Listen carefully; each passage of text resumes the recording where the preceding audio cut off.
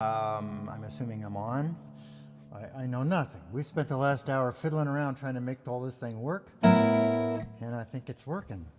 But I know that I have to do 2 more things, and then I can be with you all in this special moment that we've all been waiting for.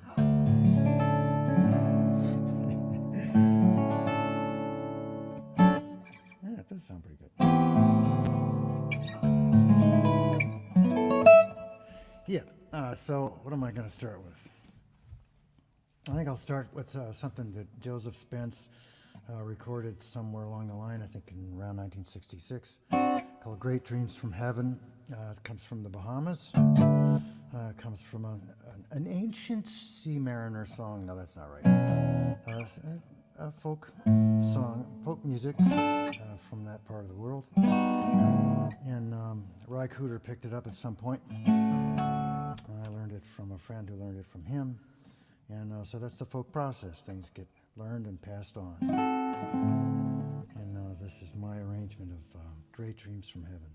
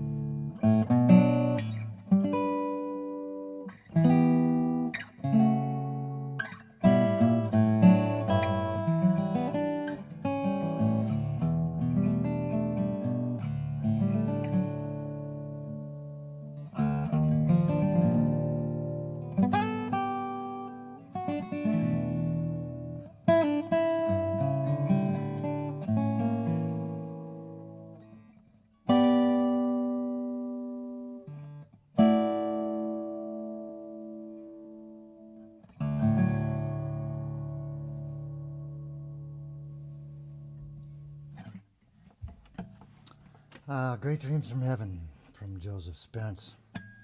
And someone else who dreamed it up first, or maybe it evolved. That's one of the great mysteries. Yeah, I'm going to do something about a light that's up here. And how's that? Yeah. I'm going to see if I turn that off. Oh, doesn't work. This is the part where no charge for mistakes, folks. No charge for mistakes. One time I was on the road with a rock and roll band back in the mighty days of our misspent youth, and we were coming back from some place up on the East Coast, and it's about a 200-mile drive to get home, and it's like 3 in the morning, and we're pulled over at a gas station to get fuel, and it's raining and cold and miserable, and I get out and we're filling up the car, and one of the guys is there with me, and he looks up at me and says, "This is the part that nobody sees." Yeah, so this song is about life on the beach.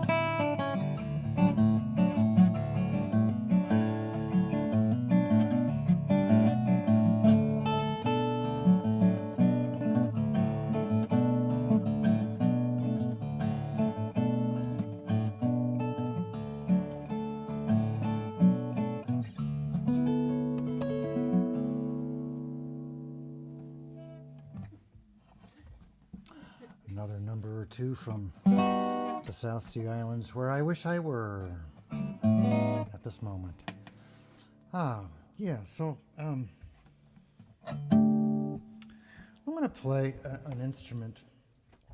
I've got a bunch of guitars that I'm going to play for you tonight, one of which was in an automobile crash with me going back quite a ways, about 50 years ago.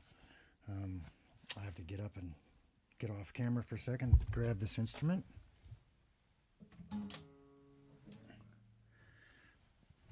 And tell you a little bit about it. This was my first instrument that my first legit instrument. I had a funny little harmony guitar arch top that I got when I was maybe in 11th grade. 11th grade? 11 years old, in whatever grade that would be. That's right. It eventually gave way to this little beauty, which I got for my successfully escaping senior year of high school. Graduated, not exactly with honors, but I got out of there. And this was my graduation present. Lucky me. And about a year and a half later, it was in a car crash. I was sitting on the back seat, right around here someplace. Where did it go? There it is. Stand by. Another moment of not quite ready. So you want to see a picture of a pretty interesting car crash? How about that?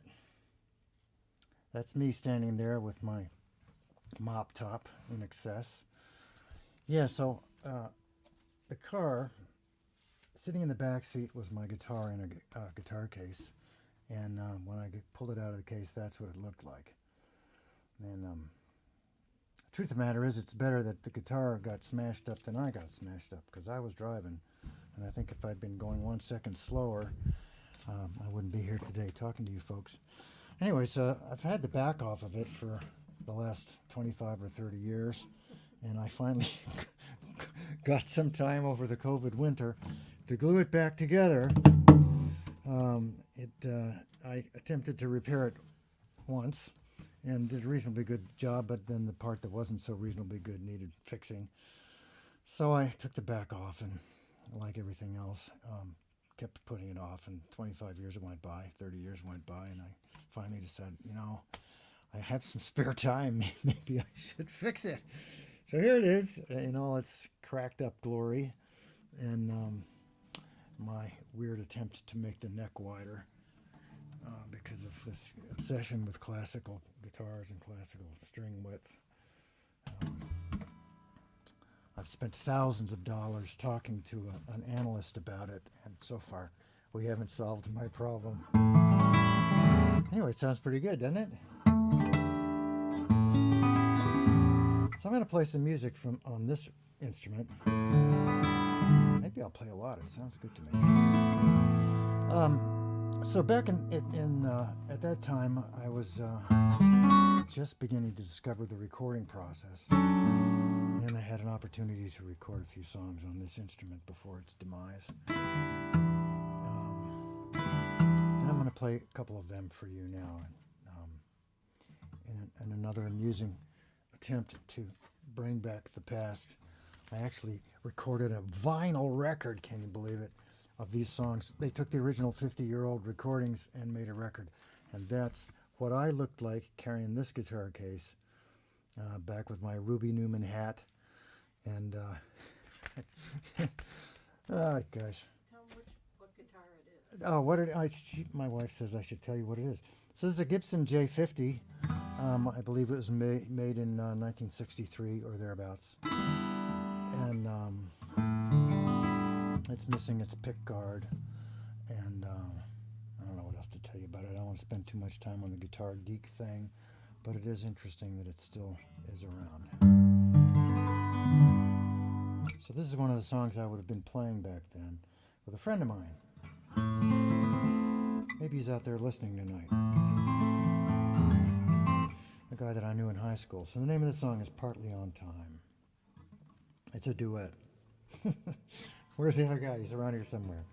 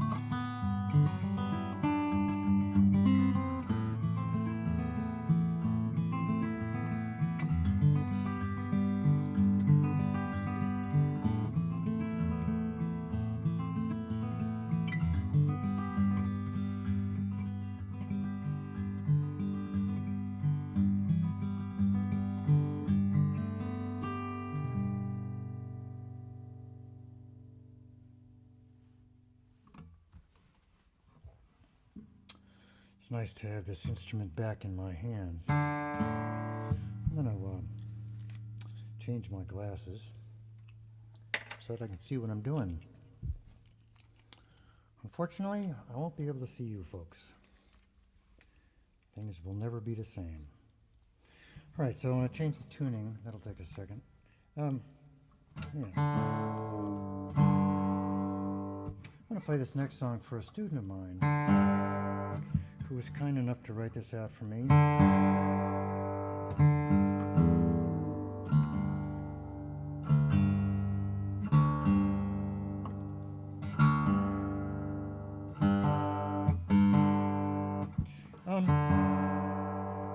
can I tell you about this song?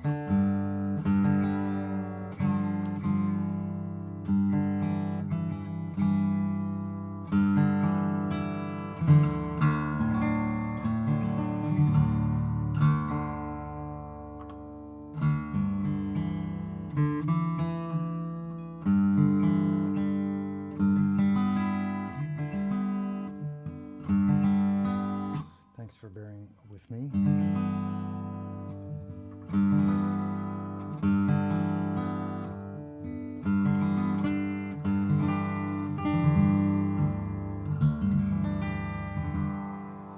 So the name of this song is Goodbye Lonesome Blues. And I might have written it on this guitar. I think I probably did.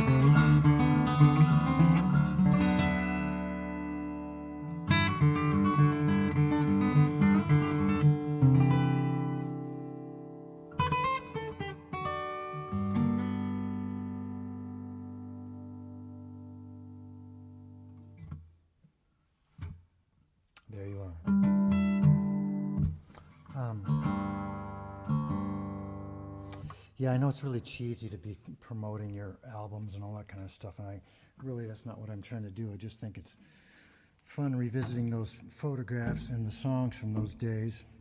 Especially, I know some of my friends are out there listening that we were getting to be friends at the time I was writing those songs 50 years ago, which astonishes me. So I want to do another one from that period. And I'm switching to another instrument because it's already tuned up, ready to go. The name of this song is Pearl Street. This is kind of I don't know, it's a place I used to walk sometimes. And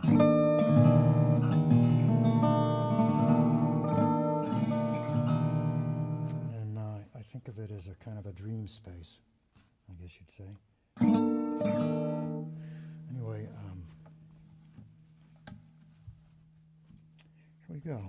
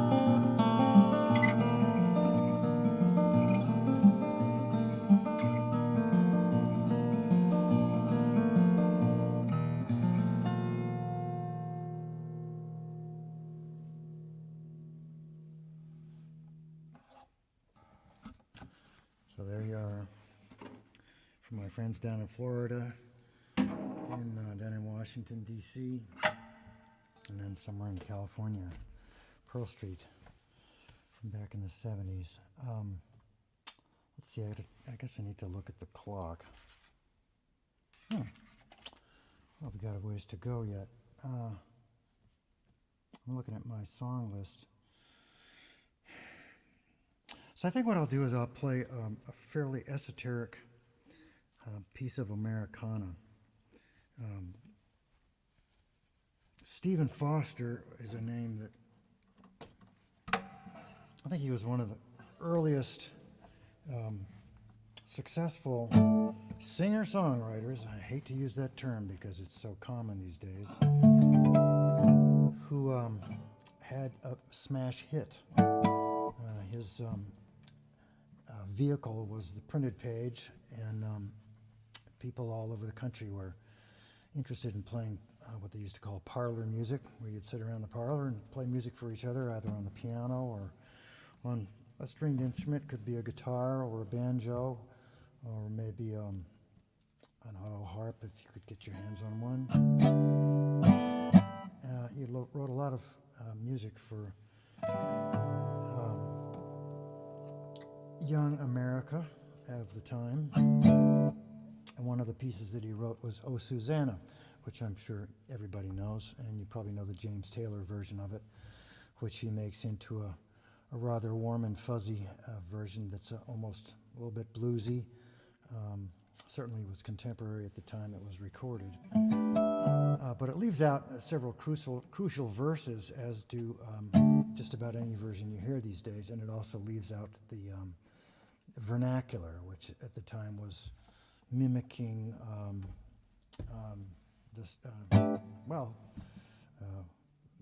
the folks who worked for massa, shall we say. We don't. That's not considered politically correct these days. Neither is the verse that talks about a riverboat that went down with a boatload of slaves on it. You should look up the original lyrics. It's rather a dark story. And even without that verse, and there's another one, it still kind of paints a sketchy picture of a person's journey. So I come from Alabama with my banjo on my knee. La la la, everything's wonderful. And I'm on my way, my true love for to see. But if you listen to the words, you kind of get the picture of a journey that was pretty rough. So it rained all night the day I left, and the weather was bone dry. The sun was so hot I froze to death. Susanna, don't you cry. You kind of have to wonder what really happened. So I got thinking about this piece some years back, and thought, while fiddling around with it one day and discovering you could improvise some interesting stuff on this, I started thinking of it as a kind of a travelogue. Starts out with maybe a family or somebody headed west with high hopes sometime in the 1800s during the migration west, the Great Migration. And they leave with high hopes, and they encounter troubles. Maybe their caravan gets raided, and maybe there's a battle. Maybe they break a wheel. Maybe something goes tumbling down a cliff, and I'm getting a lot of imagery from things I've seen in cowboy movies over the years. And as I came up with this, maybe you will too. But it ends hopefully on a hopeful note.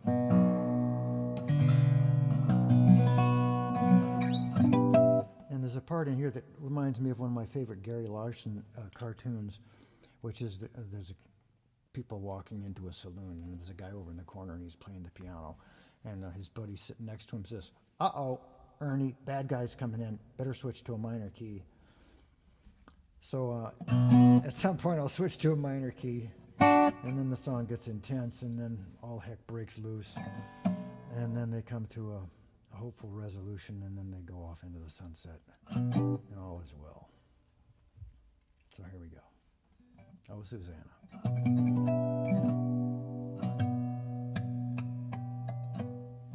And I will play better if I take these off.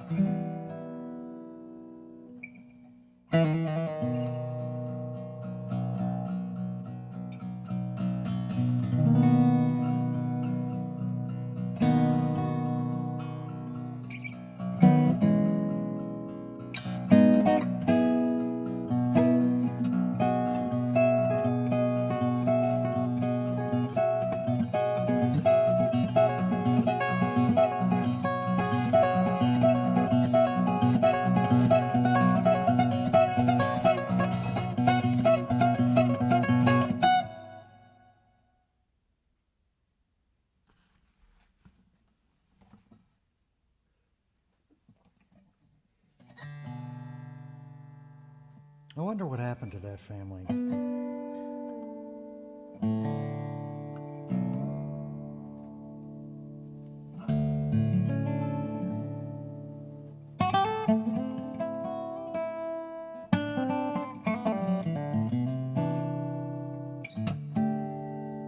Let's see, how are we doing on time?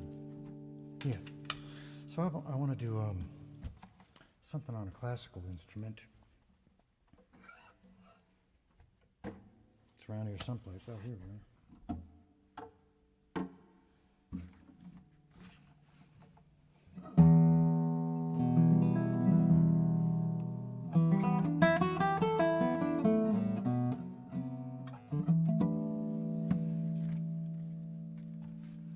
Here's two pieces that are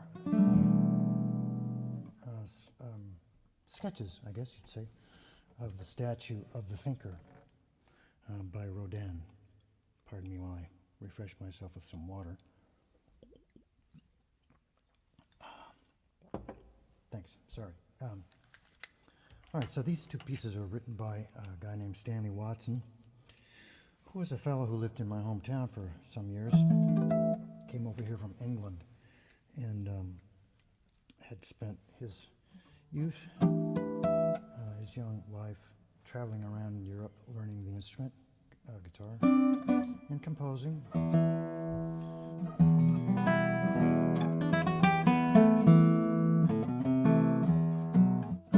And had an opportunity to sit in front of the statue of the thinker. And after going home and sort of thinking about it, he wrote some music for it. So here are these two little sketches.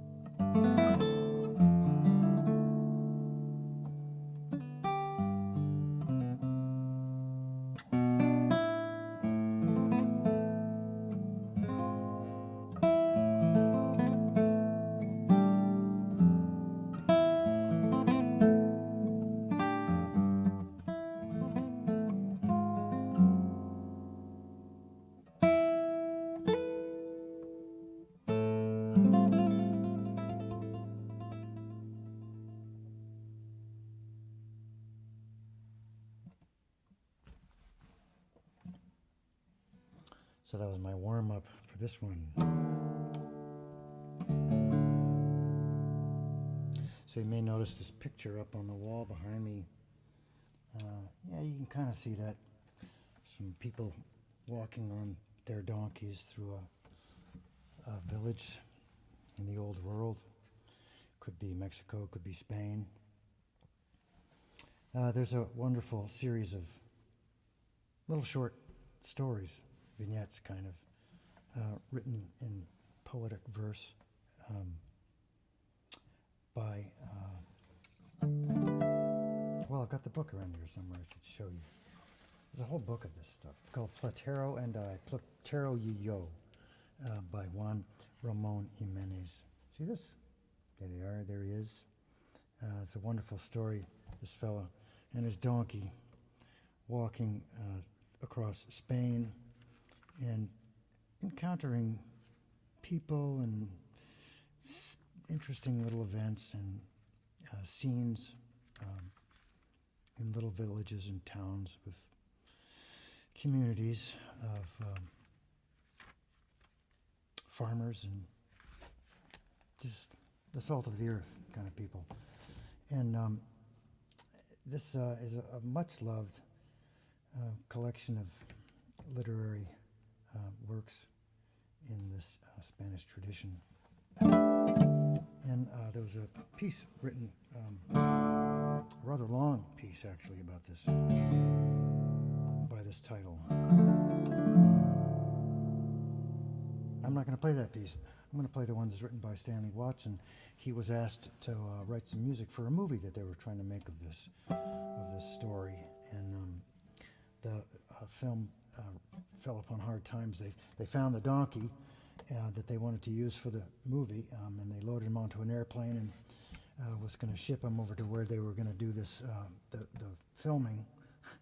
And the donkey evidently got a little bit loose in the airplane and started kicking his feet up and smashing things up in the airplane. Somehow they managed to land safely, but the budget was badly decimated by the damage done to the plane. So they never finished this movie, but this piece of music got written, and there's a scene in it where you hear,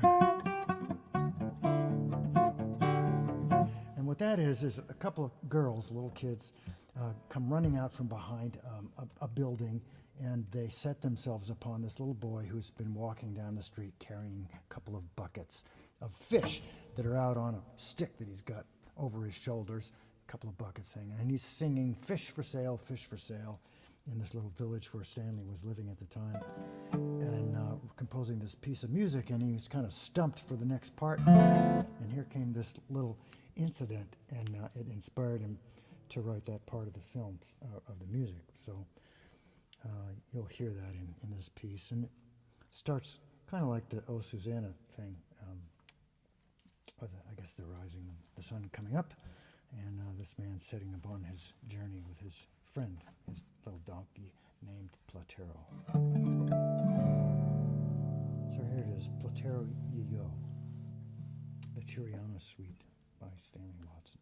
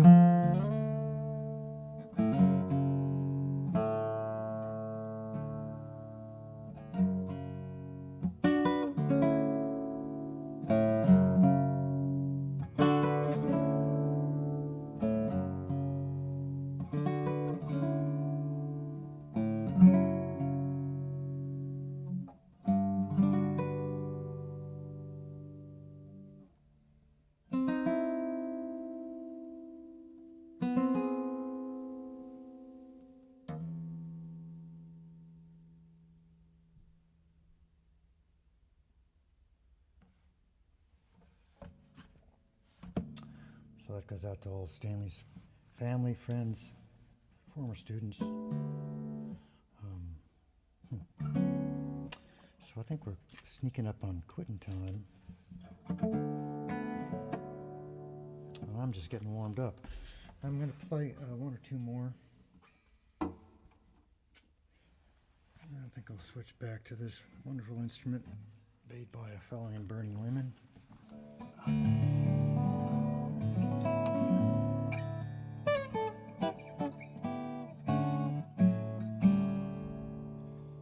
Before I moved to Rochester, I lived up in Massachusetts, and in a little town, which is largely unchanged.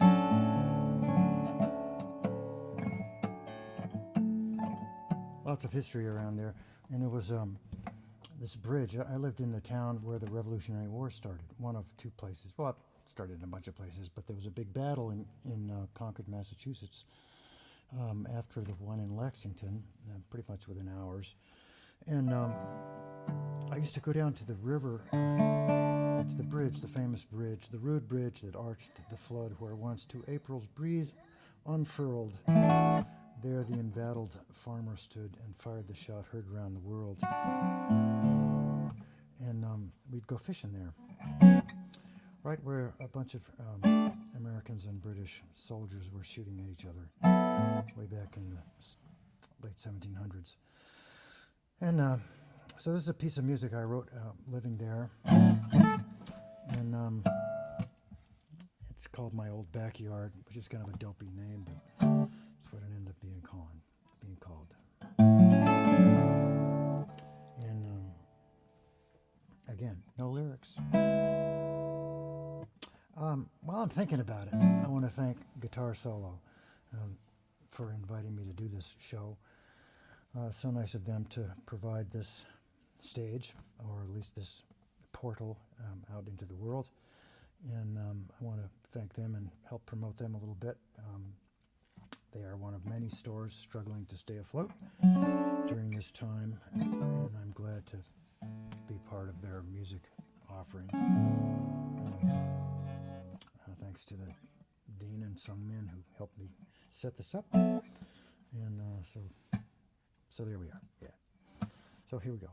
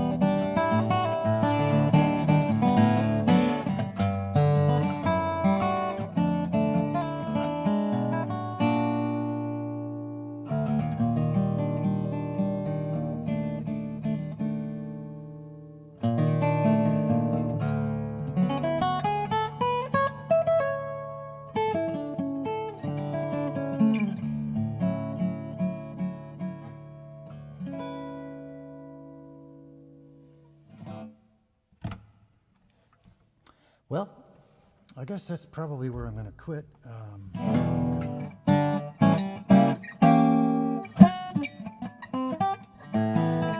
Maybe I'll do one more.